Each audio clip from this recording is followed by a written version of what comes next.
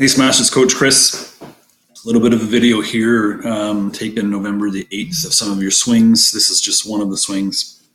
I'm going to be sending a link for this video to you, as well as some of the metrics we took that night, and then an explanation of what each of the metrics is. Don't get too hung up on the metrics. They're just more a measurement, really. The things we want to focus on are the swing mechanics, and I think the measurements will fall into place as we work on mechanics. So there's a couple things I want to talk about with you specific to your rear leg and your head, and some minor adjustments I think we can make that are going to help take your swing to the next level and really increase your power, because the mechanics of your swing are pretty good. We just got to get those power numbers up a bit. So let's move forward to load, and we'll start to notice some things. So right from there, I'm going to draw a line down. Oops.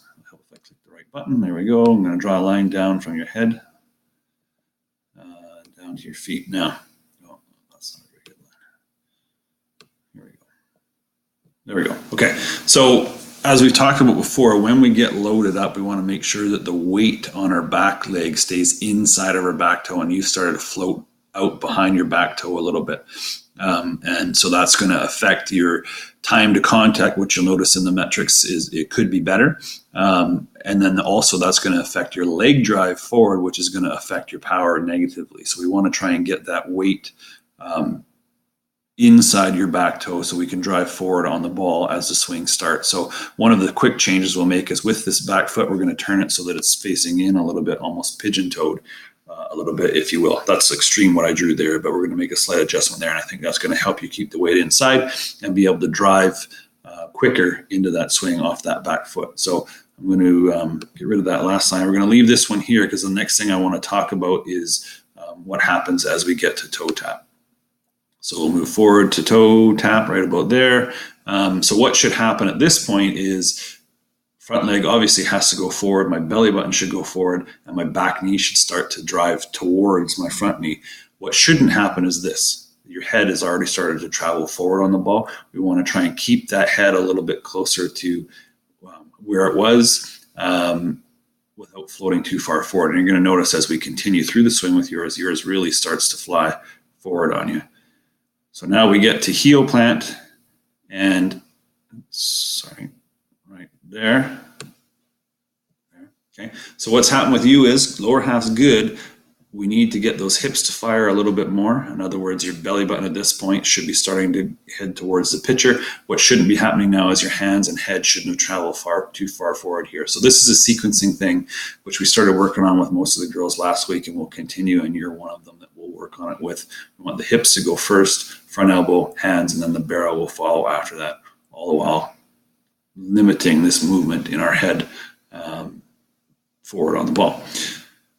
So let's get the contact right about there for you. We're actually in a pretty good position. You started to drive forward. I'd like to see a little bit more leg drive off that back foot. You can see you haven't quite gone all the way forward with it so that your toe effectively is pointing straight down to the ground.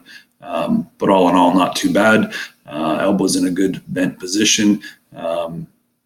And then you finish your swing. Good extension and finish pretty well. Now, if we back up a little bit and just slowly go through the path of the swing, one of the mechanics for you is what we call the attack angle. And really what that has to do with is as we proceed down to the ball, we want to make contact with the ball on an upward direction. So really we should have an attack angle somewhere between 0 and 14. Now, all yours except for 1 are positive. But the closer we get to 0, the more the swing is coming down on the ball. We're trying to drive the ball up and into the air and out of the infield. So we want to create a little bit more of an upward angle. So there's a couple drills we're going to do. They're going to help you focus on the ball and a contact point, and then a contact point into the net. So you can challenge yourself to try and drive the ball up, and that'll bring that attack angle more consistently, somewhere between the 7 and 14 degree mark. Instead of such a flat swing that you've got, or even almost a downhill swing on one of them. I think the metric was -1, which means you're actually chopping down on the ball on that particular swing. So all in all, really good, making good progress, and I look forward to seeing where your swing goes as we get more time with you. Once you get this video, if you have any questions, make sure you ask.